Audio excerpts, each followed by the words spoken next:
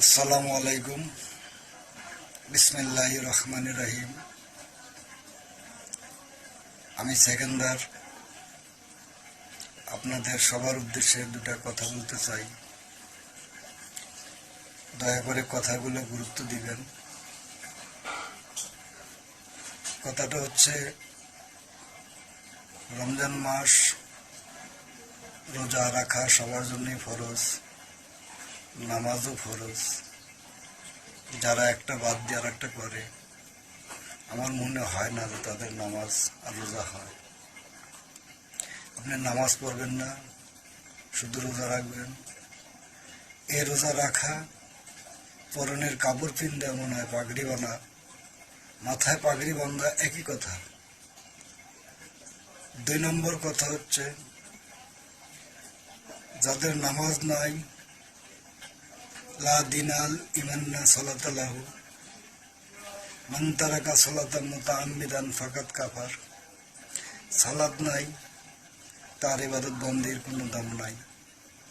আপনি রোজা করবেন, রোজার সওয়াব পাবেন, কিন্তু নামাজ যদি না থাকে, আমার মনে কয় আপনার রোজারও দাম নাই। আল্লাহ নবী রাসূলুল্লাহ সাল্লাল্লাহু আলাইহি সাল্লাম ইন্তেকালের সময় শেষ ভাষণে যে কথাটা বলছিলেন,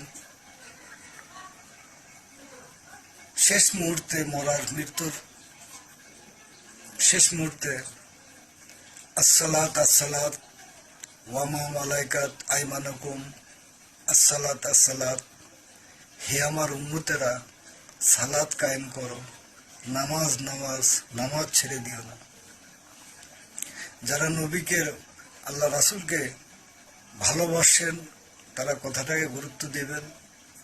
এই জন্যে আমার অন্তরের কথা, যাদের হৃদয়ে সালাত নাই, আমি মনে করি তাদের রোজারও দাম নাই। কারণ এক ফরজ বাদ দিয়ে আর এক ফরজ করবেন, যেটা পাবন্দি 5 ওয়াক্ত নামাজ, এটা সবার উপরে ধার্য করা হয়েছে। রোজাও ধার্য করা হয়েছে, শুধু রোজাই করবেন, নামাজ পড়বেন না। এই নামাজ না পড়লে লাভ নাই। আবার 3 নম্বর কথা হচ্ছে, অনেকে তারাবি পড়ে না। কেউ কেউ বলেন যে তারাবির সাথে রোজার সাথে কোনো সম্পর্ক নাই। নরম একটা জ্ঞান, শূন্য জ্ঞানে বলি, যখনই রোজা আসে তখনই কিন্তু তারাবিও আসে। তাই তারাবির দিকে খেয়াল রাখা সবার জন্য জরুরি। কারণ তারাবির ভিতরে সুন্নত আছে। সুন্নত আল্লাহ রসুলের, আল্লাহ রাসূলকে ভালোবাসবেন, এটা হইতে পারে না যে আপনি নামাজ ছেড়ে দিলেন। দেখেন, প্রত্যেকটা নামাজে ফরজের আগে বা পরে সুন্নত থাকে। সবাই সুন্নতই পড়ে, নামাজ ফরজও পড়ে। এই জন্যে যারা রোজা রাখবেন, তারাবি পড়বেন না, আমার মনে হয় না যে তাদের রোজাটাও সঠিকভাবে সম্পূর্ণ হয়। কারণ রোজার পুরস্কার তো আল্লাহ পাক নিজ হাতেই দেবেন।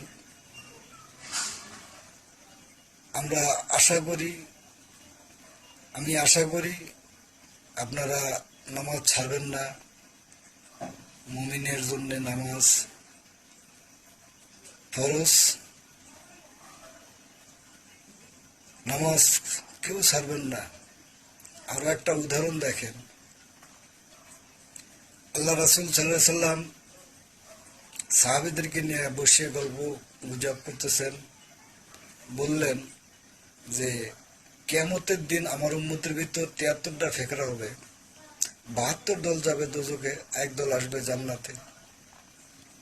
সাহাবীরা প্রশ্ন করলেন, ইয়া রাসূলুল্লাহ সাল্লাল্লাহু আলাইহি সাল্লাম, আপনি কি দয়া করে আমাদেরকে বলবেন ওই দল কোন দল, যে দলের মতো কাজ করলে আমরা জান্নাতে যেতে পারবো?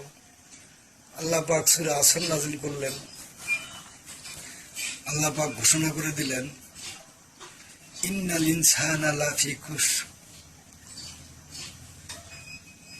আমার উম্মত, আমার গোলাম, আমার মানব জাতি খুব খুব ক্ষতিগ্রস্তের মধ্যে আছে। যুগের কসম করে বললেন, ইল্লাল্লাযিনা আমানু, তারা ছাড়া যারা ঈমান এনেছে, ওয়া আমিলুস সালিহাত, এবং যাদের সালাত কায়েম আছে, ওয়া তাওয়াসসাউ বিল হক, যারা হক কথা বলে, উচিত কথা বলে, ওয়া তাওয়াসসাউ বিস সাবর, যারা ধৈর্য ধরে।